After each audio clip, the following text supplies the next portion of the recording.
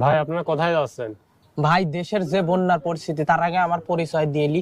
আসসালামু আলাইকুম, আমি উদয় আফ্রিদি। হ্যাঁ, এই যে দেশের যে দুর্যোগ, এই বন্যার অবস্থা, হ্যাঁ আপনারা তো দেখতে পাচ্ছেন যে দেশের কি পরিস্থিতি। এই পরিস্থিতিতে আমি আর ঘরে থাকতে পারলাম না, আমি চলে যাচ্ছি আপনাদের কাছে। এই যে আশেপাশের যেগুলো মানুষজন আছে, আমি সবাইকে একটু সাহায্য করার জন্য আমি বাসার থেকে বেরিয়ে চলে এসেছি। এই যে আমার টিম মেম্বার গুলো আছে এখানে, এদেরকে নিয়ে আমি আসছি, আপনারাও আসবেন। হ্যাঁ, মানুষজনকে সাহায্য করতে হবে, কারণ মানুষের বিপদে যদি মানুষের পাশে না থাকতে পারি তাহলে কিসের মানুষ হলাম আমরা? ঠিক আছে, মানুষের বিপদে সবসময় আমরা পাশে থাকার চেষ্টা করব।